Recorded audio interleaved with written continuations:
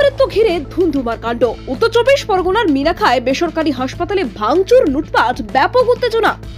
রোগী মৃত্যুকে কেন্দ্র করে তীব্র উত্তেজনার জেরে উত্তর 24 পরগনার বসিরহাট মহকুমার মিনাখায় মালঞ্চ কালীতলা এলাকায় কেবি নার্সিংহোমে ব্যাপক ভাঙচুর ও লুটপাটের অভিযোগ উঠছে। রোগীর আত্মীয় স্বজন এবং এলাকার উত্তেজিত জনতা এই ঘটনা ঘটিয়েছে বলে জানা গেছে। ভুল চিকিৎসার অভিযোগে এক যুবকের মৃত্যুর পর পরিস্থিতি অগ্নিগর্ভা হয়ে ওঠে। স্থানীয় সূত্রে খবর, মিনাখার বগিরহুলা এলাকার এক যুবক জ্বরে আক্রান্ত হয়ে গত সোমবার বিকেলে কেবি নার্সিংহোমে ভর্তি হন। দুঃখজনকভাবে সোমবার রাতেই তার মৃত্যু হয়। এই ঘটনাকে কেন্দ্র করে মৃত যুবকের আত্মীয় স্বজন এবং এলাকার বাসিন্দারা গুরুতর অভিযোগ তোলেন। তাদের দাবি, ওই যুবককে সঠিকভাবে চিকিৎসা করা হয়নি এবং ভুল চিকিৎসার কারণে তার মৃত্যু হয়েছে। এই অভিযোগের পর থেকেই নার্সিংহোম চত্বরে ব্যাপক উত্তেজনা ছড়ায়। উত্তেজিত জনতা এরপর নার্সিংহোমে ব্যাপক ভাঙচুর চালায়। অভিযোগ উঠেছে, ওই ভাঙচুরের পাশাপাশি লুটপাটের ঘটনাও ঘটেছে।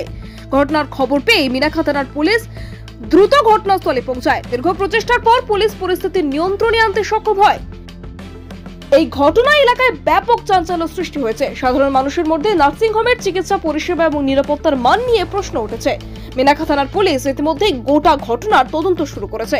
অভিযুক্তদের বিরুদ্ধে আইনানুগ ব্যবস্থা নেওয়া হবে বলে পুলিশ জানিয়েছে। নার্সিংহোম কর্তৃপক্ষ অবশ্য এখনো পর্যন্ত এ বিষয়ে কোনো আনুষ্ঠানিক বিবৃতি দেয়নি। পরিস্থিতি বর্তমানে শান্ত থাকলেও এলাকায় চাপা উত্তেজনা বিরাজ করছে। পুলিশের পক্ষ থেকে এলাকায় কড়া নজরদারি চালানো হচ্ছে যাতে কোনো রকম অপ্রীতিকর ঘটনা না ঘটে। উত্তর 24 পরগনা থেকে হাসানুজ্জামানের রিপোর্ট, ডিএন নিউজ বাংলা। ভাঙচুর চালিয়েছে। কালকের একটা পেশেন্ট সন্ধ্যে 7:30 নাগাদ এখানে ভর্তি হয়। পেশেন্টটা জ্বর নিয়ে এবং কিছু সমস্যা নিয়ে ভর্তি হয়। সে হলো নার্সিংহোমের ওরা স্টাফ ছিল, ওরা দেখে সেই মতো ট্রিটমেন্ট করছিল। হঠাৎ ওরা যখন টাইম একটা সেলাইন চালিয়ে একটা যার মেডিসিন যতটা কন্ট্রোল করার, জ্বর এবং তার শরীরটাকে টেম্পার করার, সেই মেডিসিন দিয়ে ওরা খেতে গেছে। হঠাৎ এসে দেখছে পেশেন্টটার পালস কমে যাচ্ছে। ওরা তখন বুঝতে পারছে যে পেশেন্টটার কোনো ভারী সমস্যা হচ্ছে।